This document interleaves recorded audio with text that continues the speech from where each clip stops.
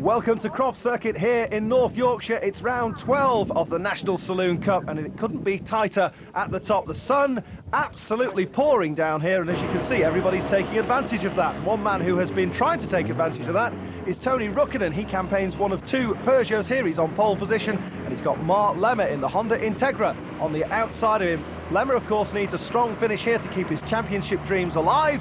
Championship being led currently by Simon Harrison, and there is Dan Eves, the second of the Peugeots, who's had a dreadful qualifying session. He starts right at the back of the grid, but he's got an on-board camera, and I'm sure we're going to see some spectacular action for that. We wait then for the green lights, and there they go. It's a good steady start. Roger Moan in the red car there gets away really well, but so too does Mark Lemmer up front, and Tony Ruckinen doesn't get a good start at all. He's dropping back into the clutches of the Nissan, but here they come down into the first corner. Lemmer clips the curbing, round they go. Is everybody going to make it safely through? I ask myself, yes they are, including at the back there Kevin Hicks. Oh no, they're not.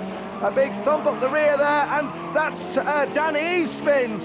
So poor Dan Eves is a spinner there. That's going to be a real problem for him to try and recover. Well, he does rejoin, but that means that he's dropped right down the order. But Lemmer it is who now leads. Roger Moan in second place.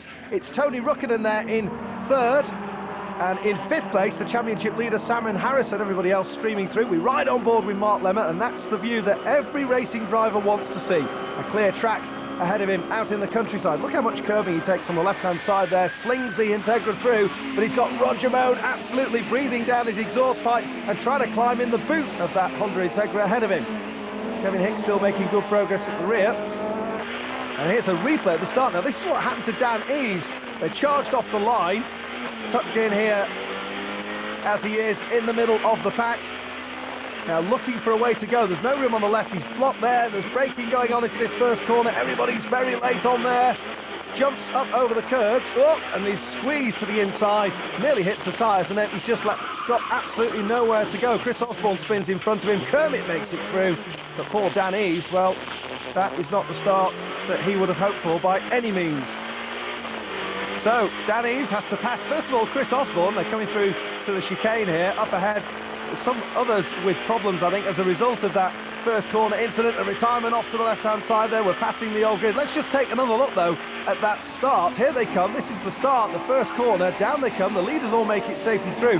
But it's this bunching in the pack here. You can't get four through there. It will just never, ever work. And so Dan Eves is the casualty. He spins out. Chris Osborne, as we mentioned, he spins as well. And also involved in that, the 25 car. So everybody trying to sort themselves out. Ian Griswold is the retirement, in fact, as well. And we're back with Mark Lemmer leading Roger Moan and indeed Tony Ruckinen. Roger Moan closing up there under Mark Lemmer, and he's got the front end of his car under the back end of Mark Lemmer's car there. Well, almost jacked him up, as they call it. And Tony Ruckinen seeks to take advantage of that. They're going to be side by side, are they, these two, as they cross the line to complete the lap? No, it's a three-car train for the lead, and I'm looking back to see where Simon Harrison, the championship leader, is. There he is in the mustard-coloured car. That's Paul O'Neill, brother of Sporty Spice, Mel, and I can't remember which letter she is, but you'll know, I'm sure. Paul O'Neill then, racing away. He's done some MGF Cup this year, has Paul, and we're back on board with Dan Eves behind Brian Ward. He gets to the inside of him. He'll make light work, or at least he should do, of these cars towards the rear of the field. A very experienced driver, Dan Eves, has already had a couple of victories this year, had a memorable one at Snetterton earlier in the season, and of course he was the winner last time out at Castle Combe, so he comes fresh from a victory. He's got a lot of work to do. Blimey, that's an absolutely great shot as they come slingshotting their way through that very fast right-hander. Now, Mark Lemmer needs to think about Roger Moan behind him. Needs to make sure that he doesn't leave any room for Moan, and he's left the door open, has he? Or was Roger Moan a little bit too forceful through there? Well, Moan was determined, for my money, to try and make a way through, and he's done that. So what will Mark Lemmer's response be, we wonder? Tony Ruckinen looks as though he can make capital out of it as well. I think it's slowed up Roger Moan anyway, and there a great scrap going on for fourth place. Simon Harrison holds that position at the moment. Paul O'Neill goes side by side with him. The Nissan on the far side from us there, the white Nissan number 29 of Paul O'Neill and Simon Harrison, and they're going to be tangling with each other if they're not careful down into this braking point here, because they're side by side. Paul O'Neill's got to run out of room there, and he had to back off because, as you can see, there are stacks of tyres there on the exit of Clervaux, the first corner. Here's a replay of the incident. That's Mark Lemmer. What a great recovery by him. That is a fine recovery indeed by Lemmer, but he will feel he's been aggrieved there, I think. He's been attacked from behind. Now, here's the onboard view of it. Just watch. I think that was an international signal signifying something. Now the signal was given to Moan, and did Moan take umbrage at that? Well, I don't know. It looked like possibly a racing incident. I'm sure the stewards will take a look at it. There's Roger Moan up front and Tony Rukkinen behind him. We're back now in real time, as it were, having seen the replay, and here is Tony Rukkinen going to the inside of Roger Moan, and Rukkinen will now lead. So our third race leader, the order now, Rukkinen, Moan, and back there in third place, about 3 car lengths back from the red car, is Mark Lemmer, who we ride on board with. There's through the fast left-hander. Sweeps across into the right hand. You can run out wide, there's lots of tarmac there, but it is very, very bumpy. It will settle the car, ready for the fast right-hander. Down into the braking point they come. Again, slinging the car through. There's a slight depression there in the middle of that corner, and can hook you in and throw you out very comfortably as well.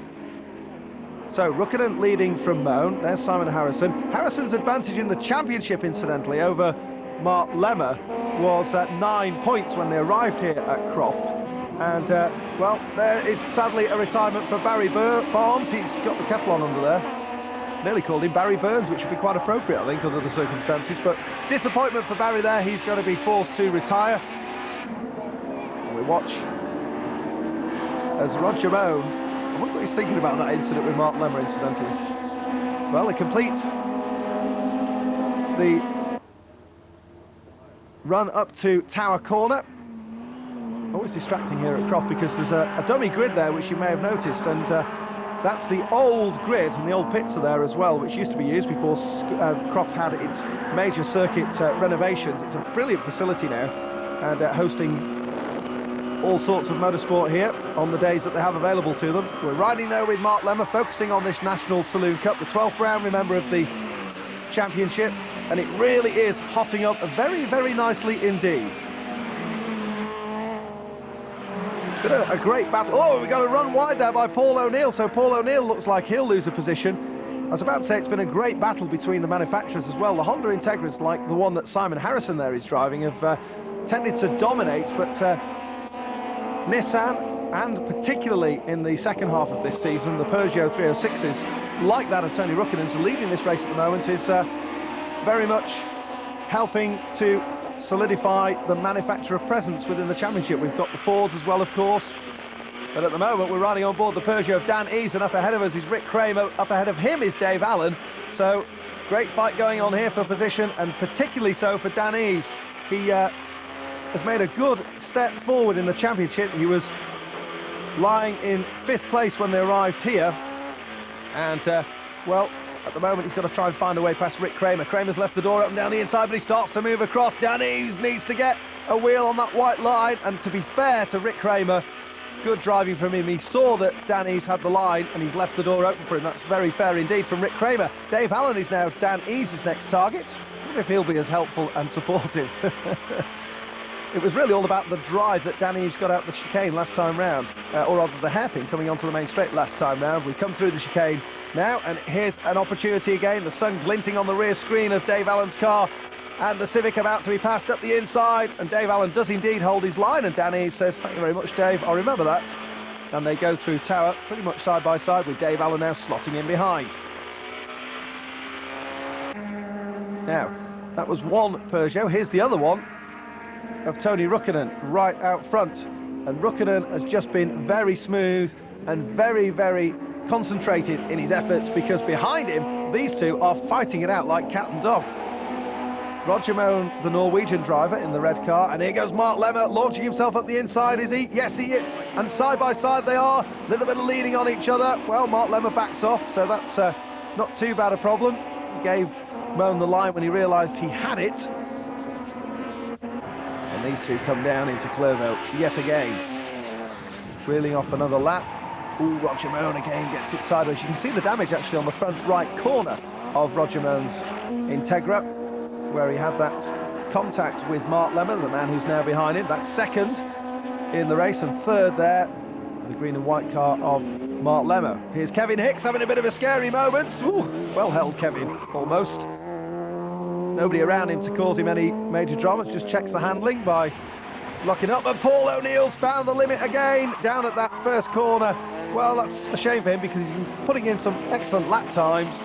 New to the series, of course, Paul O'Neill. I'll tell you what, when he gets that car familiar to himself, he's going to be very quick indeed, I suspect. He's hoping to do the rest of the year with a view to a full campaign in the year 2000. But here we are with Toni Rukkonen, and Rukkonen has been absolutely outstanding here since he found his way past the men behind him, namely Roger Moan there in the red car and Mark Lemmer. And they will complete another lap.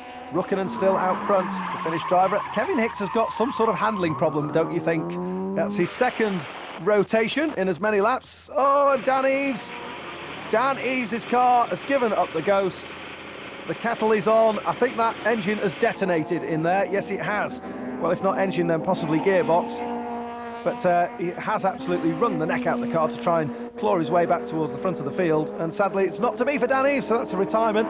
Well, the Peugeots have been pretty much bomb-proof, I have to say, this year, so that's unusual. Mark Lemmer continuing, though, on his way in third. And there is Dan Eves. That's it. Helmet on seat, shut the door, and enjoy the sunshine, Dan. Now, how's my teammate Tony doing, he's probably wondering. Well, teammate Tony's doing very nicely, thank you.